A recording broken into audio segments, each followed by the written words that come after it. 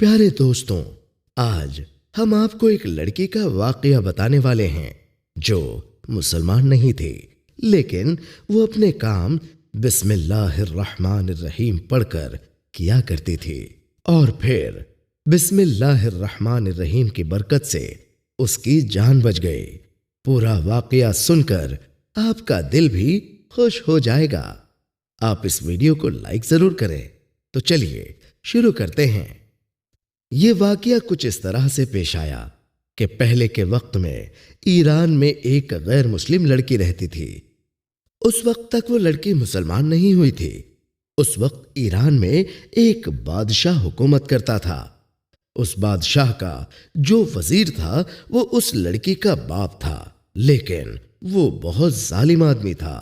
اب اس لڑکی کا دل اس طرح سے بدلا کہ ایک بار ایک بزرگ محفل میں بیان کر رہے تھے۔ اس بیان میں وہ بسم اللہ شریف کے فضائل بیان کر رہے تھے کہ جو بھی اہم کام کرو بسم اللہ الرحمن الرحیم کے ساتھ شروع کیا کرو۔ اگر وہ کام بسم اللہ سے شروع نہیں ہوتا ہے تو وہ ادھورا اور نامکمل رہ جاتا ہے۔ اور ساتھ ہی ساتھ انہوں نے یہ بھی کہا کہ ہر نیک اور جائز کام بسم اللہ پڑھ کر شروع کرنا چاہیے۔ وہ بزرگ بیان کر رہے تھے کہ ایک شخص نے بسم اللہ الرحمن الرحیم کو بہت ہی اچھے طریقے سے، دل کی گہرائی سے، سچی نیت سے اور خوبی سے پڑھا تو اس کی بخشش ہو گئی۔ بس یہ سننے کی دیر تھی کہ اس لڑکی کے دل میں ایمان جاگ اٹھا۔ بس اب اللہ پاک کی کرم نوازی ہو چکی تھی اور وہ اسلام کی محبت میں ڈوبتی چلی جا رہی تھی۔ جب وہ لڑکی ان بزرگ کی بات سن کر گھر واپس آئی تو اس لڑکی نے چلتے پھرتے، اٹھتے بیٹھتے، سوتے جاگتے ہر وقت بسم اللہ الرحمن الرحیم کا ذکر جاری کر دیا۔ اس کا جو باپ تھا اسے اسلام سے نفرت تھی۔ اس نے جب دیکھا کہ اس کی بیٹی یہ پڑھ رہی ہے، بسم اللہ شریف کا ورد کر رہی ہے، تو اس کو غصہ آنے لگا، کیونکہ وہ لڑکی ہر وقت ہر اچھے کام سے پہلے بسم اللہ الرحمن الرحیم پڑھتی جاتی اور بہت خوش ہوتی تھی، اور یہ بھی کہتی تھی کہ اس کلمے سے میرے دل میں ایمان جاگ رہا ہے اور مجھے ایسا لگ رہا ہے کہ میرا ہر کام بن جاتا ہے۔ جب یہ بات باپ نے سنی تو بہت ناراض ہوا۔ اس نے سوچ لیا کہ اب میں اس کو کہیں باہر نہیں جانے دوں گا، اب یہ مار پیٹ سے ہی صحیح ہوگی۔ یہ ظالم آدمی اپنی بیٹی کو بہت مارتا اور اسے کمرے میں بند کر دیتا تھا، اس کو بھوکا رکھتا تھا، لیکن وہ بسم اللہ الرحمن الرحیم پڑھتی جاتی تھی۔ اس لڑکی کے پاس بہت سارے کبوتر تھے۔ اس کا باپ بادشاہ کا وزیر تھا تو اسی محل میں وہ بھی رہتی تھی۔ وہ جب بھی کمرے میں ہوتی تھی تو ان کبوتروں کو بسم اللہ الرحمن الرحیم سکھاتی تھی۔ وہ سارے کبوتر اس کے دوست تھے اور اس کی کھڑکی کے پاس ہی ان کبوتروں کا گھونسلہ تھا۔ باپ نے جب بند کر کے بھی آزما لیا تو اب سوچا کہ میں اس کو مار ڈالوں گا، یہ سدھرنے والی نہیں ہے۔ اس کے بعد اس ظالم باپ نے ایک سازش رچی کہ بادشاہ کے پاس ایک ہیرے کی انگوٹھی تھی جو کسی اور کے پاس نہیں تھی، صرف اسی بادشاہ کے پاس تھی۔ بادشاہ اس انگوٹھی کو بہت سنبھال کر رکھتا تھا، جان سے زیادہ وہ انگوٹھی بادشاہ کو عزیز تھی۔ ایک بار بادشاہ سو رہا تھا اور انگوٹھی اس کے سراہنے رکھی ہوئی تھی۔ یہ وزیر یعنی اس لڑکی کا باپ چپکے کمرے میں آیا اور وہ انگوٹھی اٹھا کر وہاں سے چلا گیا۔ لڑکی کو دیتا تو وہ بادشاہ کو بتا سکتی تھی کہ یہ انگوٹھی میرے باپ نے مجھے دی ہے۔ اب اس نے سوچا کہ میں کیا کروں۔ اگلے دن وہ بیٹی کے کمرے میں آیا، اس وقت وہ کمرے میں موجود نہیں تھی۔ باپ ادھر ادھر دیکھنے لگا۔ اس نے سوچا کہ یہ جو کبوتروں کا گھونسلہ ہے، اس کے اندر میں انگوٹھی کو چھپا دیتا ہوں اور سپاہیوں سے کہتا ہوں کہ اس گھونسلے کی بھی تلاشی کر لو، ہو سکتا ہے انگوٹھی اس میں موجود ہو۔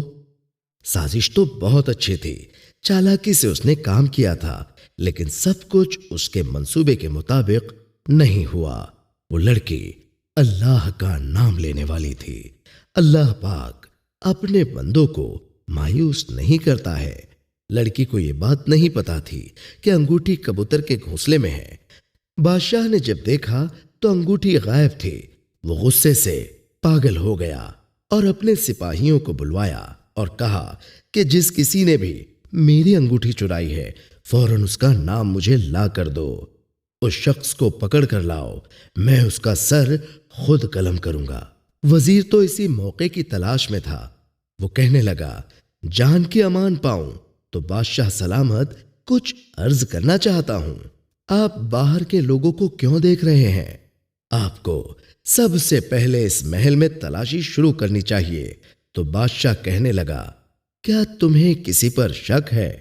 तो उसने कहा, नहीं, शक तो नहीं है, लेकिन उसूल की बात है, पहले हमें अपने महल में ही ढूंढना चाहिए, क्योंकि अक्सर लोग महल के ही गद्दार होते हैं। बादशाह ने कहा, बात तो तुमने ठीक ही कही है, चलो फिर महल से ही तलाशी लेना शुरू करो। महल की तलाशी शुरू कर दी गई। जब सिपाही वजीर की बेटी के कमरे में पहुंचे तो अंगूठी नहीं मिली। वजीर ने कहा कि इस घोंसले में भी देखूं, लेकिन उन्हें कहीं भी अंगूठी नहीं मिली। सिपाही तो सोच भी नहीं सकते थे कि एक बाप अपनी बेटी का इतना बड़ा दुश्मन कैसे हो सकता है कि बादशाह के जरिए उसको कत्ल करवाना चाहता है। सिपाहियों ने जब घोंसले में तलाशी ली तो अंगूठी मौजूद नहीं थी। इसके बाद सिपाही उस वजीर के कमरे में पहुंचे तो क्या देखते हैं कि तकिए के ऊपर वो अंगूठी रखी हुई थी। सिपाहियों ने फौरन उस वजीर को, उस जालिम बाप को गिरफ्तार कर लिया और बादशाह के सामने ले आए। बादशाह ने कहा, तू चोर है, तू इतने दिनों से गद्दारी कर रहा था, अब मैं तुझे माफ नहीं करूंगा।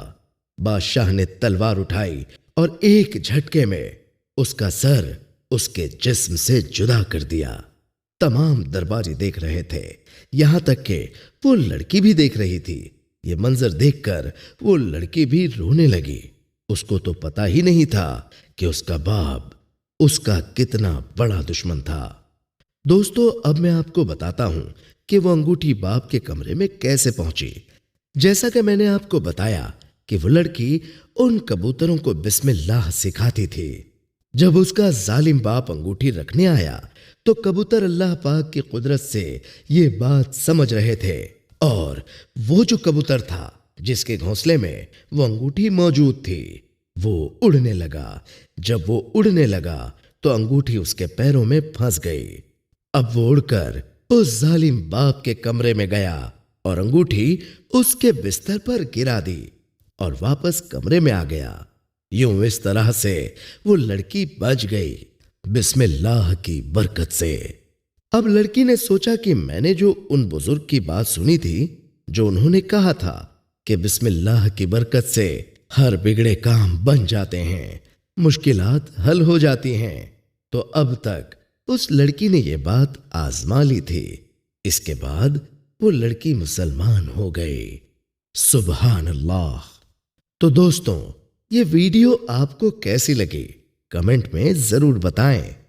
मिलेंगे अगली वीडियो में। अस्सलामु अलैकुम व रहमतुल्लाहि व बरकातुहू। अल्लाह हाफिज।